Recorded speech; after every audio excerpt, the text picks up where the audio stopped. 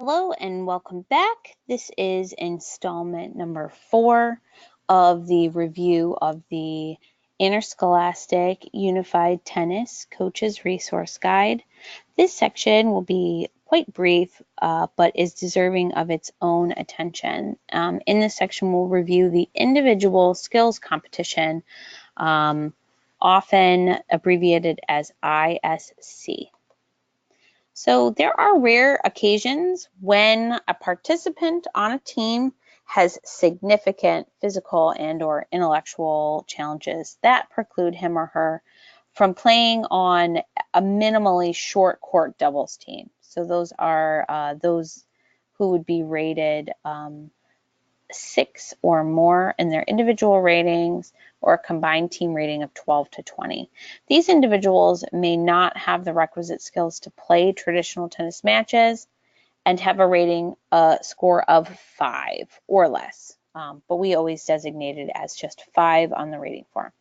There is great value for the few individuals who qualify in this group to be included in an inclusive team experience. Therefore, Special Olympics offers the individual skills competition for players unable to play on a short court doubles team. Just a note that every attempt should be made to work diligently and patiently with a player so that he or she could participate in match play. This individual skills competition should only be used as a final option if playing short court doubles is absolutely not achievable. So the individual skills competition is not where you put leftover players. We do know the challenges of recruiting. We know that sometimes you end up with more student athletes than partners, and you might end up with 3 student athletes with disabilities after you've created all your doubles teams. And sometimes coaches wonder what they do for competition with those students.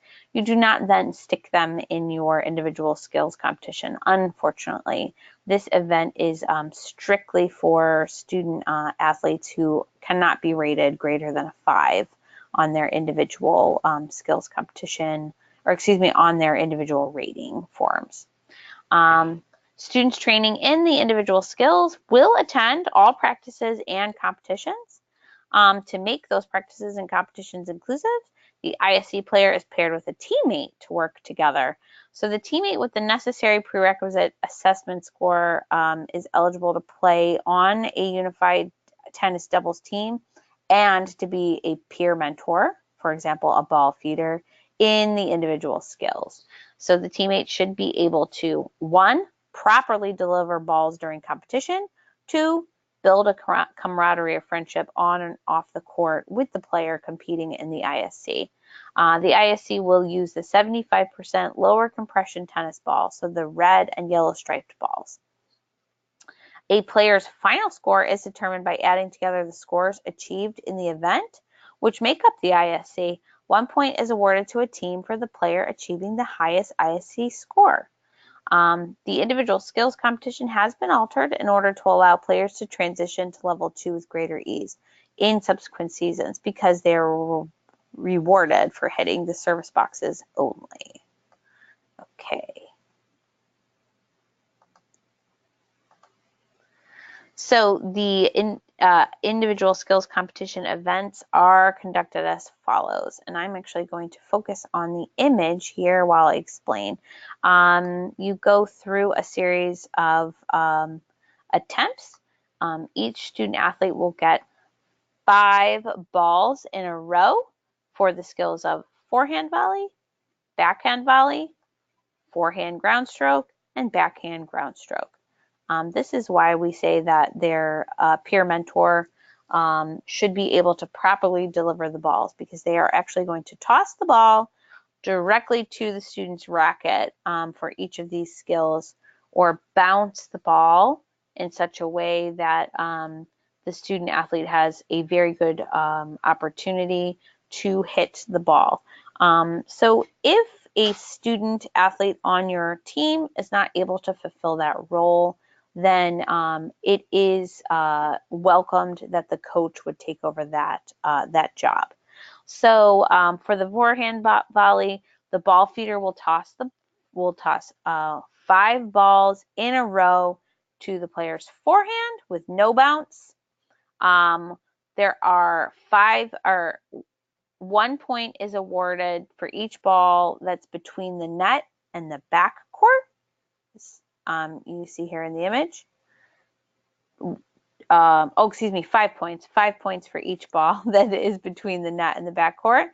10 points for each ball that's between the service line and the back court, as indicated by the line there. So there's 5 balls tossed on the forehand side, 5 balls tossed on the backhand side.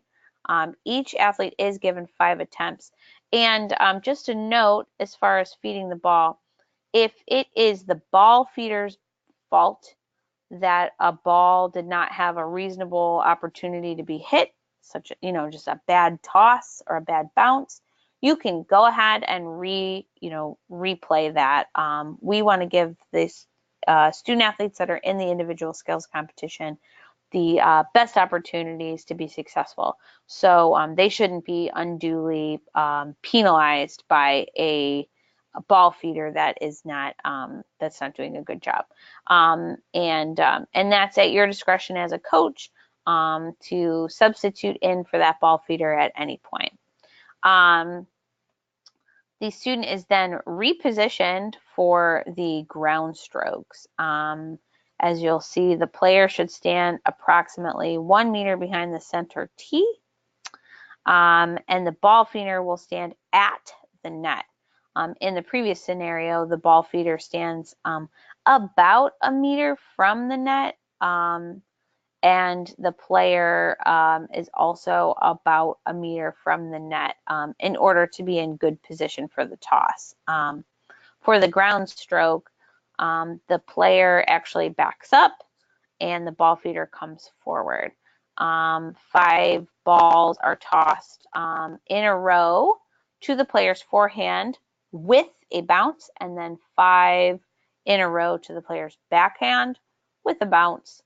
And again, 5 points for each ball between the net and the back court, and 10 points for each ball between the service line and the back court, as indicated by the line.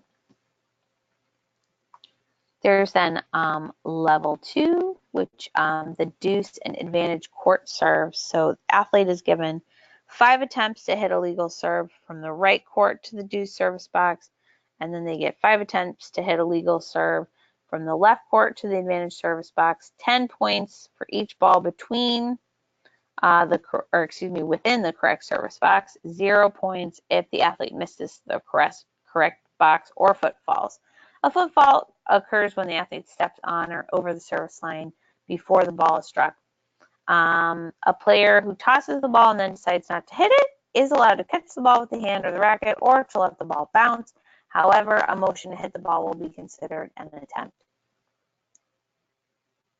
And as I said, a player is not penalized for the inadequacy of his or her ball feeder's tossing ability. So if during competition a ball feeder is having difficulty tossing balls that the athlete has a reasonable ability to hit, the coach may be a substitute for the ball feeder.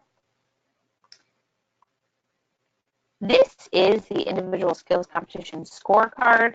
As you can see, all 5 attempts are up here, and the scorekeeper either circles 0 for the ball not hitting in the area of play at all, 5 for the first zone, 10 for the second zone. So the maximum score for each section of the individual skills competition is 50.